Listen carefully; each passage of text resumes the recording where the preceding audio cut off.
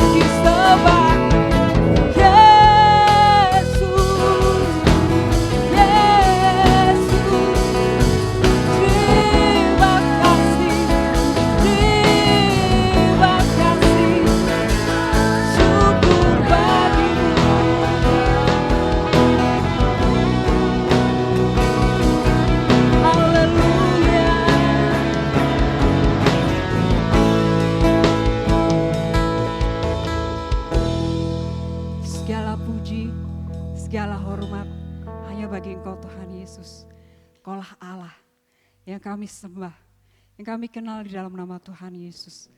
Terima kasih Tuhan untuk pagi hari yang sangat indah. Kami boleh menaikkan ucapan syukur kami kehadirat-Mu Tuhan. Kami datang membawa hati kami, membawa roh kami dan jiwa kami Tuhan Yesus. Hanya untuk meninggikan Engkau, untuk kemuliaan nama-Mu saja Tuhan. Terima kasih Yesus. Kiranya Engkau mau urapi ya Tuhan ibadah pagi hari ini. Kau berkati seluruh pelayan-pelayan-Mu Tuhan. Dari pemimpin pujian, pemain musik, kameramen semuanya, LCD Tuhan. Semua yang Kau campur tangan Kau mau urapi. Dan urapan darah-Mu Tuhan. Kami yakinan percaya Tuhan, Kau Allah sumber kekuatan kami. Kami serahkan Tuhan pujian ini dalam nama Tuhan kami Yesus Kristus. Kau Allah yang memimpin kami. Haleluya. Amin.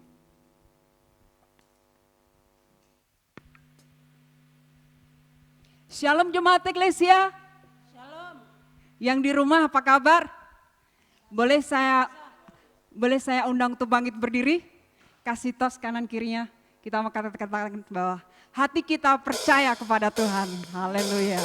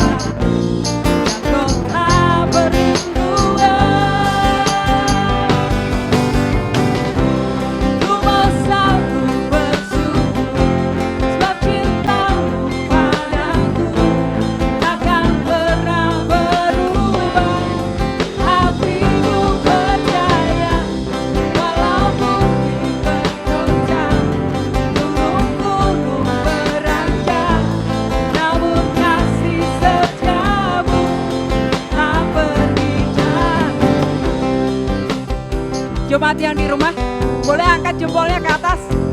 Haleluya. Asik. Ada yang belum ya Bapak Ibu? Mana nih? Mantap. Asik.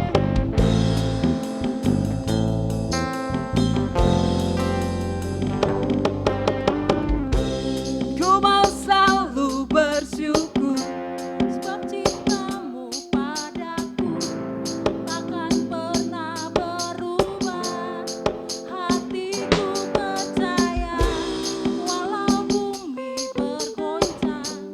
Gunung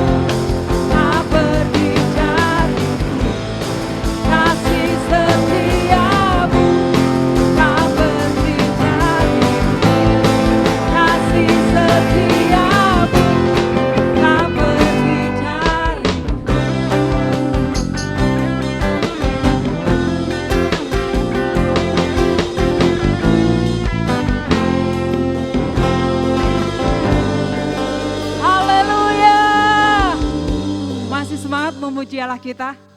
Haleluya. Dialah Raja dan Allah kita yang kita sembah. Haleluya.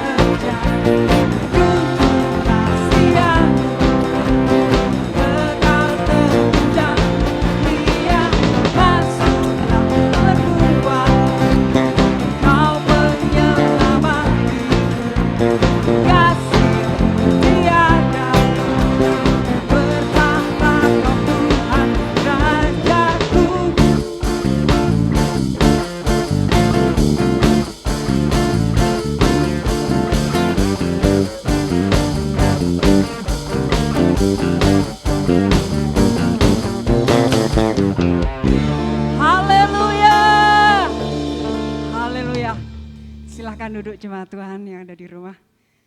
Kita mau mendengarkan sebagian firman Tuhan. Di saat kita lemah dan terjatuh, ada Tuhan Yesus. Dialah sahabat sejati kita. Haleluya.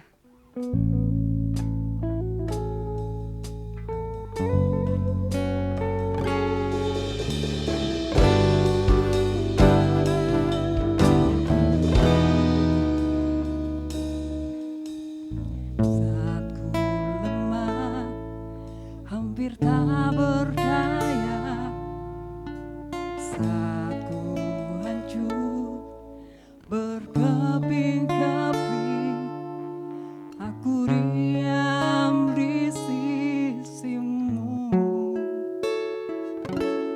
Aku mencari wajahmu.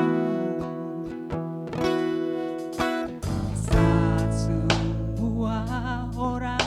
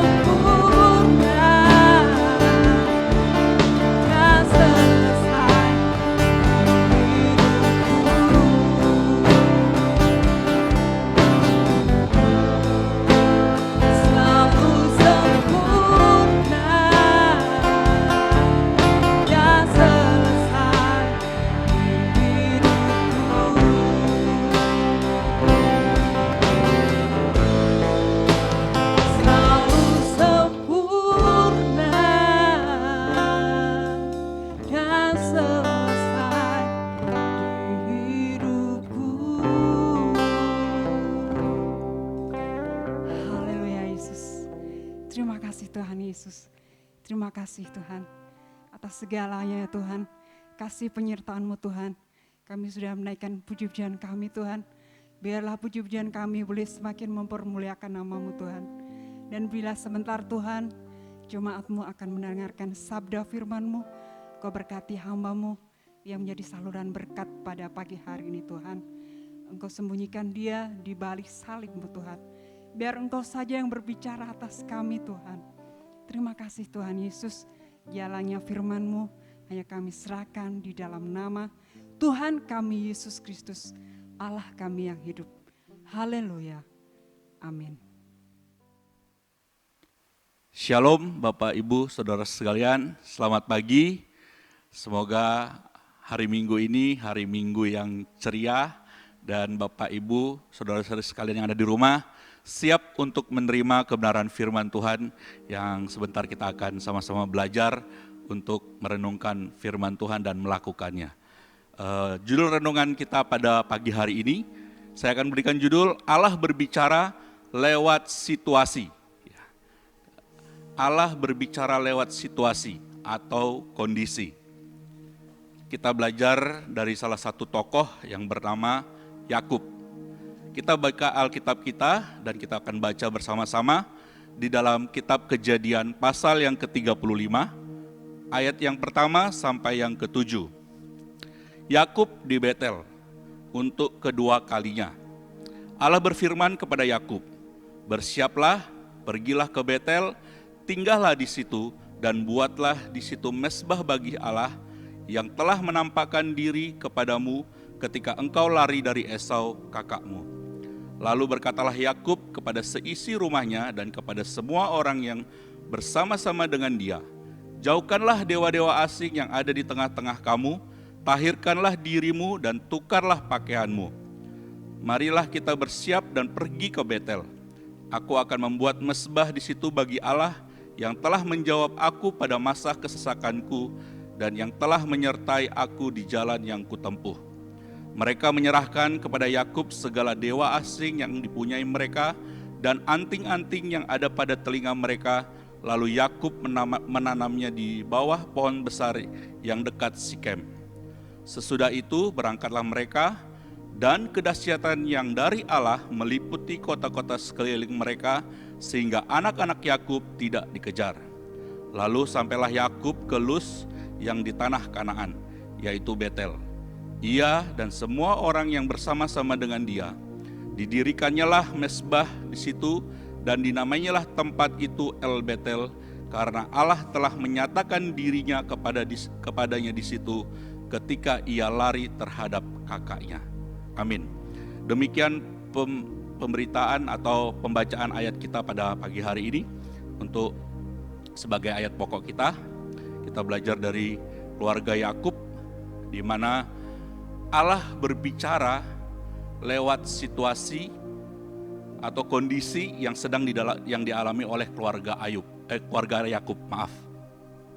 Yakub mengalami suatu tekanan yang sangat luar biasa. Ya, kenapa mereka bisa disuruh ke Betel untuk kedua kalinya? Janganlah judul perikop yang kita baca tadi adalah Yakub di Betel untuk kedua kalinya.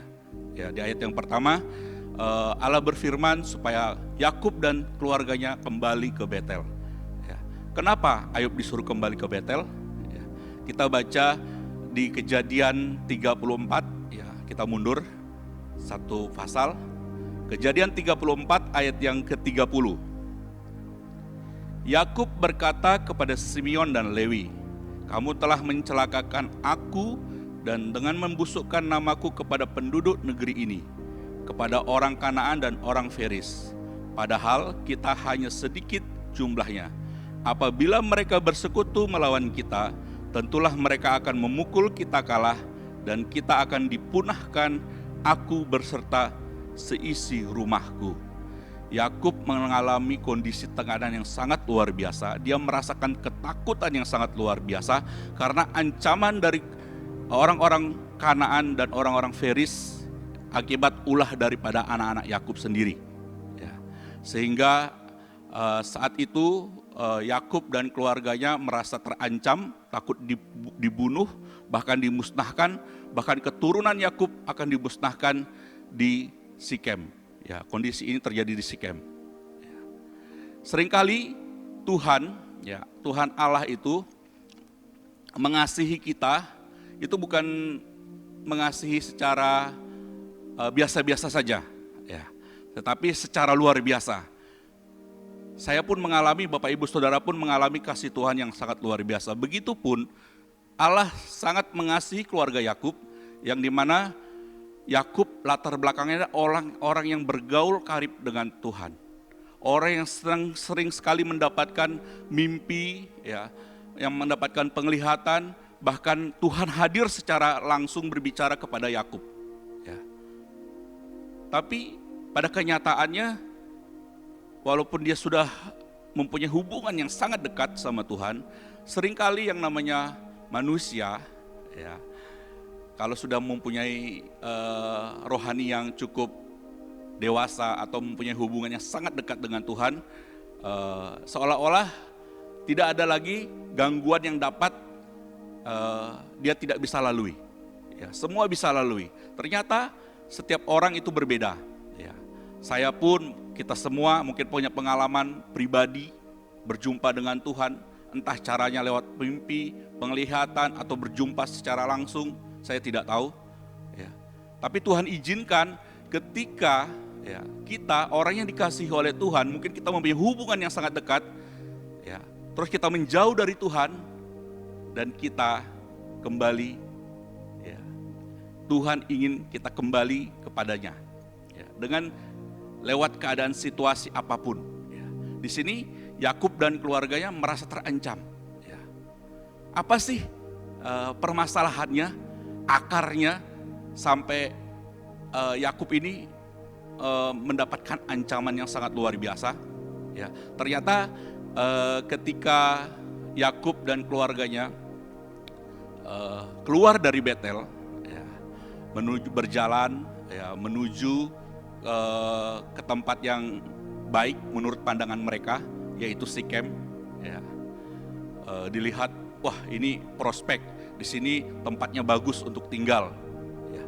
Tanpa pimpinan dari Tuhan, seperti khotbah 2 bulan yang lalu yang saya sampaikan juga tentang keluarga Elimelek dan Naomi.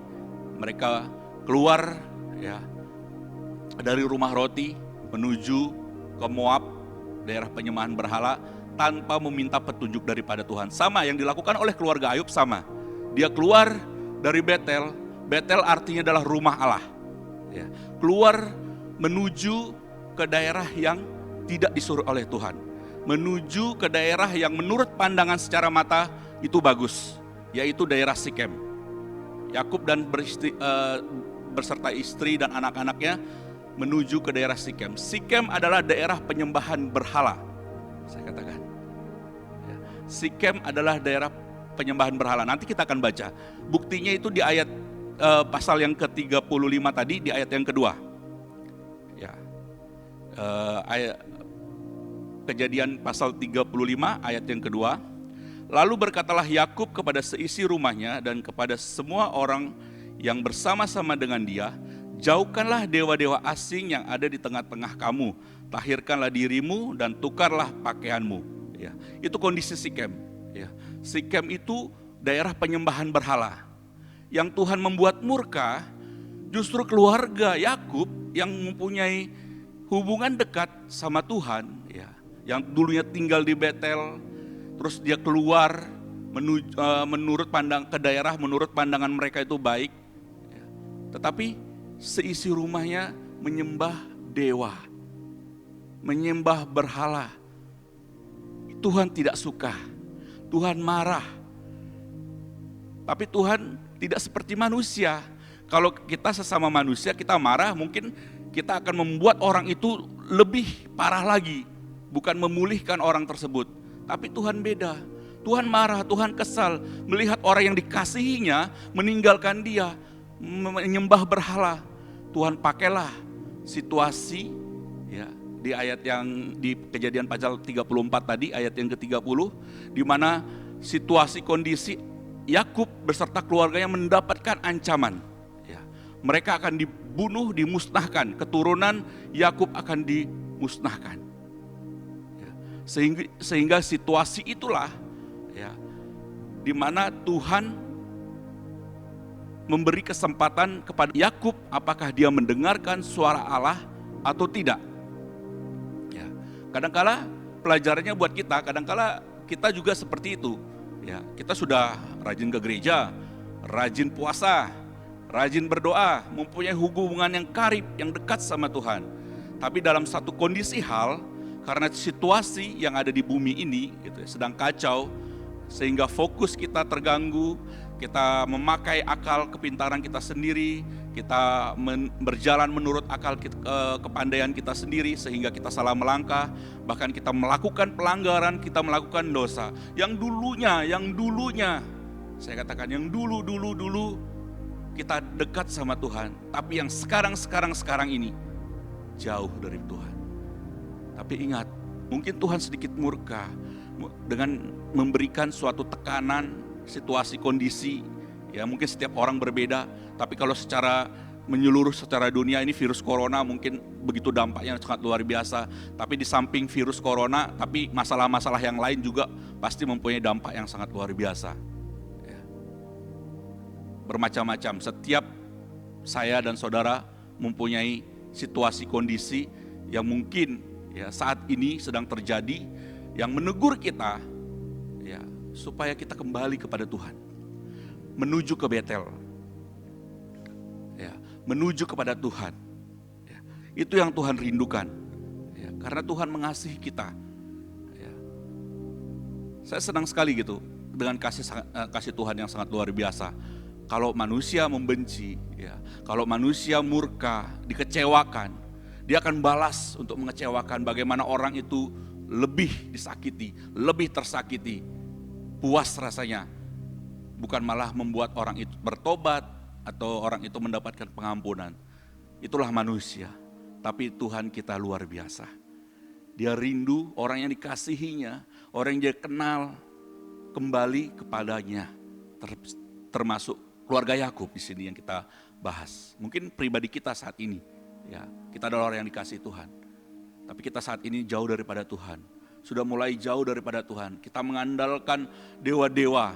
Ya, dewa-dewa itu mungkin berhala banyak. Ya, mungkin kemampuan kita, keuangan kita, teknologi, tidak lagi mengandalkan Tuhan. Obat-obatan, tidak lagi mengandalkan kuasa Tuhan. Ya, Tuhan ingin supaya kita kembali ke Betel. Ya. Situasi yang tidak enak, Tuhan inginkan supaya Allah berbicara lewat situasi yang tidak enak tadi. Ya. Kita harus meresponi. Jangan bersungut-sungut ketika ada situasi yang tidak enak. Kita seringkali bersungut-sungut, ya, seperti bangsa Israel. Ya. Tidak ada roti, tidak ada makanan, bersungut-sungut. Ketika menuju dari Mesir menuju ke tanah Kanaan, ketika diberkati masih juga bersungut-sungut. Ya. Jangan seperti itu. Ya. Kita harus meresponi dengan baik, seperti yang dialami oleh keluarga Yakub. Ya. Yang pertama, ya, apa yang kita bisa pelajari dari hal ini? Ya, ketika Allah berbicara lewat situasi yang ada. Ya. Yang pertama adalah di ayat, mari kita baca di ayat yang pertama, Kejadian pasal 35 ayat yang pertama. Allah berfirman kepada Yakub, "Bersiaplah, pergilah ke Betel, tinggallah di situ dan buatlah di situ mezbah bagi Allah yang telah menampakkan diri kepada kamu ketika engkau lari dari Esau kakakmu." Yang pertama adalah pergilah ke Betel, maksudnya kembalilah ke Betel, tinggallah di situ. Ya. Yang dulunya cinta mula-mulanya ada di Betel, dia keluar dengan kekuatannya dia sendiri, dengan kekayaannya dia sendiri, melanglang buana. Ya. Dia pertama-tama ketemu Laban. Ketika ketemu Laban, dia ketemu Rahel, ya, anaknya Laban, 14 tahun. Dia membutuhkan waktu untuk mendapatkan Rahel. Ketika itu dia hartanya banyak, melimpah, dia kembali lagi merantau, akhirnya di daerah Sikem. Ya, mereka di daerah Sikem, daerah penyembahan berhala. Ya, tidak lagi mempedulikan Tuhan. melupakan Tuhan, diberkati secara luar biasa, diberikan istri, diberikan anak, diberikan harta. Ketika dia meninggalkan Laban, bukan seorang yang miskin atau keluarga yang miskin mereka, tapi keluarga yang kaya, jauh. Disuruh oleh Tuhan yang pertama adalah kembali ke Betel dan tinggallah di situ. Apa maksudnya? Kembalilah ke rumah Allah. Ya. Tinggallah di situ, bukan bertamu, bukan untuk bersementara. Kalau bertamu kan sementara, tapi tinggallah berarti disuruh menetap. Ya. Tinggallah di situ dan menetap. Bahkan dikatakan bangunlah mesbah. Ya. Berarti mesbah itu berbicara tentang penyembahan, tentang hadirat Tuhan. Ya. Berarti Tuhan ingin supaya kita kembali ke dalam rumah Allah, ya, ke dalam tempat kehadiran Allah, supaya kita membangun mesbah, membangun hubungan lagi kepada Tuhan yang mungkin sudah lepas, yang mungkin sudah putus hubungannya. Ya. Karena memulihkan hubungan itu penting, saya katakan. Di dunia saja, ya, hubungan suami istri kalau cerai itu susah sekali dipulihkan. Ya. Tapi kalau bersama Tuhan itu gampang. Tuhan selalu menunggu kita untuk memulihkan hubungan kita. Kita yang selalu menjauh daripada Tuhan. Tuhan ingin berusaha kita itu ditangkap lagi, diambil lagi, supaya engkau milikku, bukan milik iblis atau milik dunia ini. Ya. Walaupun kita jatuh dan jatuh, Tuhan ingin selalu dicari, kita cari dimanapun kita berada, di lumpur dosa paling dalam pun, kalau Tuhan itu mengasihi kita, kita akan terus dicari. Ya. Cuman masalahnya kita harus peka terhadap suara Tuhan lewat musibah-musibah atau kondisi atau situasi yang sedang terjadi. Ya. Bangun kembali mesbah Allah, bangun kembali hubungan Allah, itu yang pertama. Ya. Ketika Allah berbicara lewat situasi kondisi yang tidak baik, ya, yang sedang terjadi, jangan menjauh, jangan meninggalkan Tuhan, tapi bangun kembali mesbah yang ada.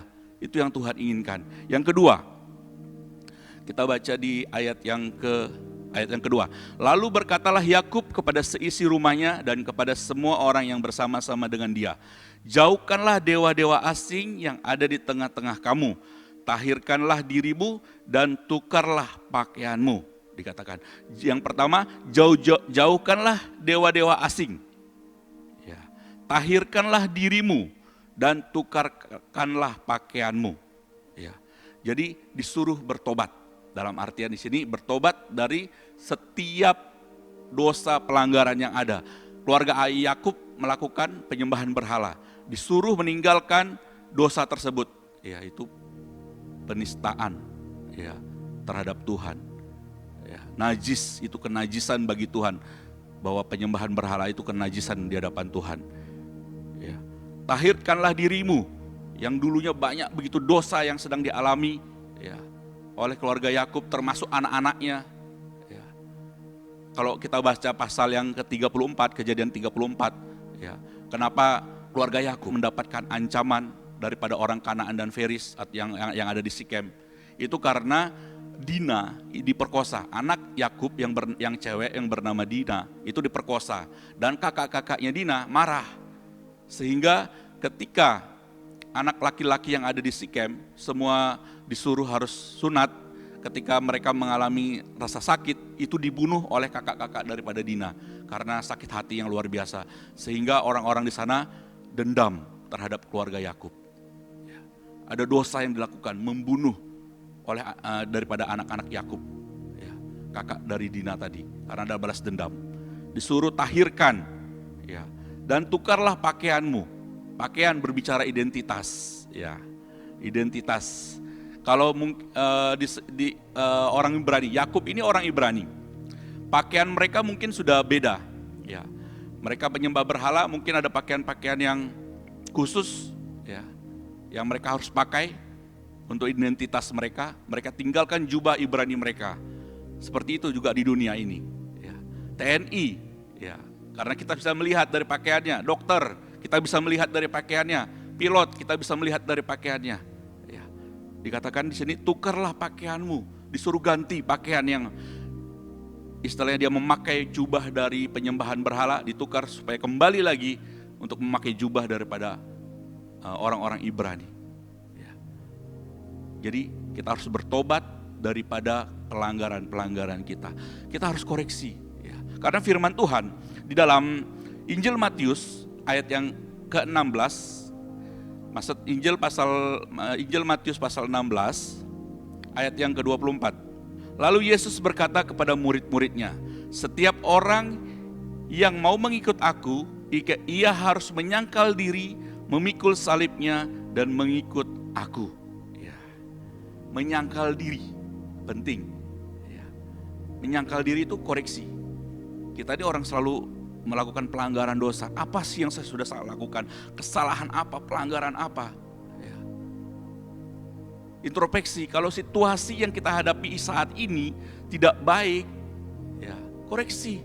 Apakah ini akibat dari pelanggaran saya? Apakah ini kesalahan daripada apa yang saya perbuat? Ya. Sangkal diri, karena kita ini penuh rentan manusia yang penuh dengan dosa, jatuh ke dalam dosa. Ya. Koreksi dan bertobat. Nah, itu penting. Ya. Ada dua hal yang cukup bisa saya sampaikan pada pagi hari ini kepada Bapak Ibu Saudara semua. Bagaimana Allah berbicara lewat situasi kondisi yang sedang terjadi di dalam kehidupan kita. Ya, kita sama-sama belajar daripada keluarga Yakub. Jangan ya kita melakukan seperti Yakub, ya, mengandalkan kekuatan kita sendiri untuk menghadapi situasi kondisi yang ada, tapi kita mau Tuhan inginkan supaya kita kembali kepada rumah Allah, kembali menjalin hubungan yang baik kepada Allah. Ya. Yang kedua, kita kembali bertobat, ya, menyangkal diri, koreksi diri kita sendiri. Apakah situasi yang tidak baik ini akibat dari kesalahan kita? Ya. Mungkin itu saja yang bisa saya sampaikan pada pagi hari ini. Semoga memberkati kita semua. Kita sama-sama belajar, kita sama-sama melakukan kebenaran firman Tuhan.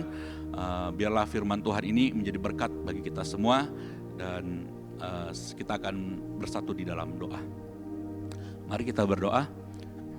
Bapa Surgawi yang kami kenal, yang kami sembah, yang kami muliakan di dalam nama Tuhan Yesus Kristus. Kami mengucap syukur Tuhan untuk kebenaran firman Tuhan yang boleh kami dengar pada pagi hari ini. Tuhan sudah berbicara kepada kami semua, termasuk hamba-Mu Tuhan. Mampukan kami Tuhan bukan hanya menjadi pendengar firman Tuhan, tapi menjadi pelaku kebenaran akan firman Tuhan. Kami akan meresponi setiap kondisi, situasi yang ada Tuhan yang saat ini. Mungkin sekalipun kondisi situasi yang ada tidak baik yang sedang kami alami, tapi kami rindu, kami ingin mendengarkan suara-Mu Tuhan berbicara kepada kami, supaya kami tidak salah melangkah Tuhan.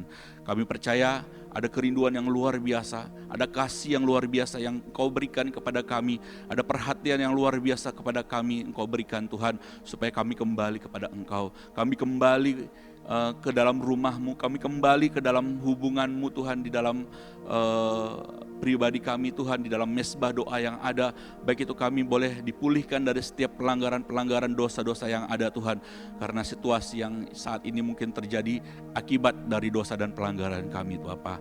Ampuni Bapa kesalahan kami, ampuni saat ini Tuhan apapun yang kami sedang perbuat yang salah di hadapan-Mu Tuhan. Biarlah kiranya Tuhan yang menguduskan seluruh kehidupan kami, yang membuat seluruh kehidupan kami berkenan di hadapan Engkau ya Bapa. Terima kasih Tuhan, kami serahkan seluruh kehidupan kami, anak-anak-Mu Tuhan, baik yang ada di rumah, baik yang ada dimanapun mereka sedang saat ini mendengarkan firman Tuhan. Tuhan yang memberkati mereka secara pribadi, baik itu di dalam pergumulan mereka, baik itu di dalam rumah tangga mereka dan pekerjaan mereka. Tuhan memberkati. Terima kasih Tuhan Yesus. Inilah doa kami, ucapan syukur kami dan permohonan kami alaskan di dalam nama Tuhan Yesus Kristus. Haleluya. Amin. Shalom. Kita akan mendengarkan pengumuman sepekan. Doa pagi, Senin sampai dengan Jumat pukul 5 sampai pukul 6 pagi. Hari Sabtu, pukul 6 sampai dengan pukul 7. Ibadah online akan diadakan setiap hari Minggu pukul 8 pagi dan bisa diakses di link yang akan dibagikan di grup Facebook GBI Eklesia dan Pasar Bali dan grup WhatsApp. Setiap jemaat yang di rumah agar mengikuti ibadah dengan persiapan seperti akan mengikuti ibadah raya Minggu. Persembahan termasuk persepuluhan tetap dijalankan di rumah masing-masing, bisa dikumpulkan di amplop per keluarga dan dimasukkan di kotak persembahan di gereja. Untuk sementara, persembahan tidak dapat dilakukan via transfer. Semua kegiatan ibadah tetap diadakan di rumah masing-masing, kecuali ibadah komisi remaja, komisi pemuda, dan doa pagi. Demikian pengumuman sepekan saya sampaikan dan Tuhan Yesus memberkati. Saya kembalikan kepada Bapak Gembala untuk menutup di dalam doa.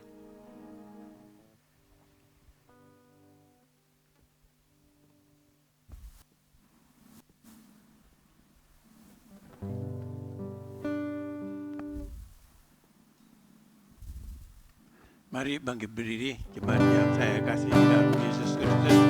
Kita akan tutup ibadah pada pagi hari ini.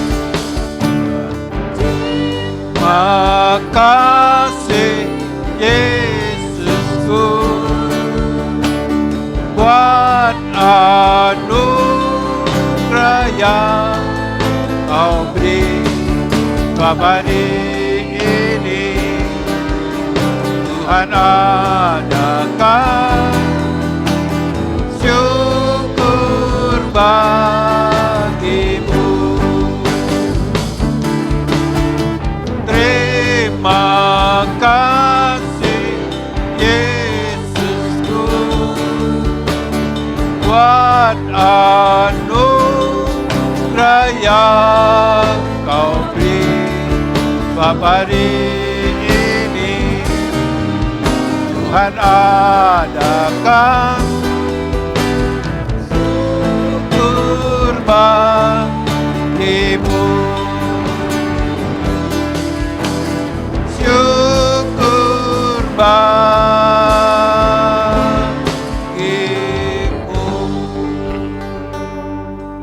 Haleluya, haleluya. Bapa Surgawi, Bapa yang kami puji sembah di dalam nama Tuhan Yesus Kristus. Kami bersyukur pada pagi hari ini Bapa. Engkau telah memberkati kami dengan berkat kuasa firman Allah yang luar biasa.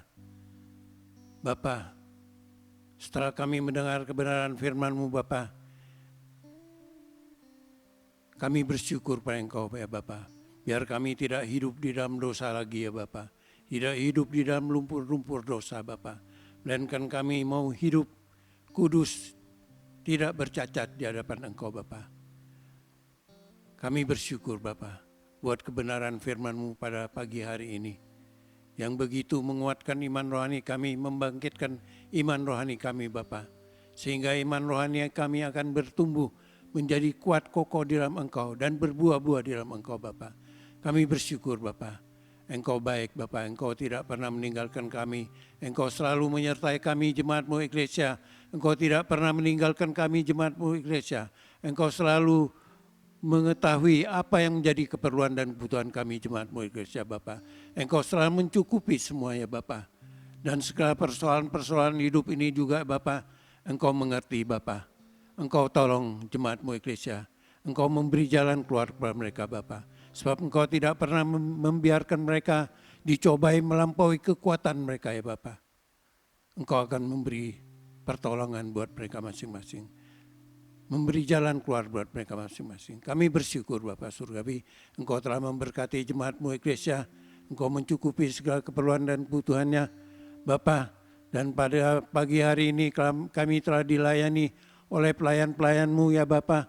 Hamba-hamba-Mu yang diurapi oleh Roh Kudus, yang dipimpin oleh Roh Kudus, sehingga mereka boleh menjadi saluran berkat ya Bapa buat kami jemaat-Mu Eklesia. Biar pelayanan mereka semakin hari semakin bertambah-tambah di dalam Engkau Bapa. Kami bersyukur pada Engkau Bapa. Bapa, sebentar kami akan mengakhiri ibadah ini. Hamba-Mu mohon berkat untuk jemaat yang Kau kasih. Jemaat yang dikasih oleh Tuhan Yesus Kristus, angkat tangan saudara-saudara untuk terima berkat. Terimalah berkat kasih karunia rahmat dan damai sejahtera dari Allah Bapa di dalam nama Tuhan Yesus Kristus. Berkat rohani jasmani, berkat sandang pangan papan yang kita perlukan, kita butuhkan, mengalir dari tahta Allah Maha Tinggi. Dan berkat persekutuan dengan kuasa Roh Kudus, memimpin menyertai kita dari hari ini sampai Dia datang kedua kalinya. Dalam nama Tuhan Yesus Kristus. Haleluya. Amin.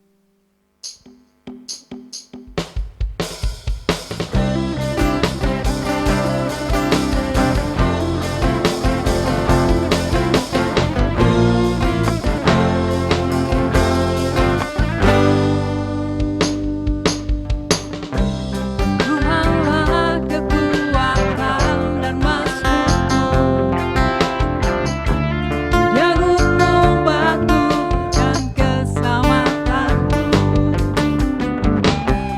Hanya padamu hatiku percaya, Kaulah menara dan kota perlindungan. Ku mau selalu bersyukur sebab cintamu padaku takkan pernah berubah. Hatiku percaya walau bumi bergoncang, gunung-gunung beranjak, namun kasih setiamu tak pergi dariku. Tangannya di atas, asik.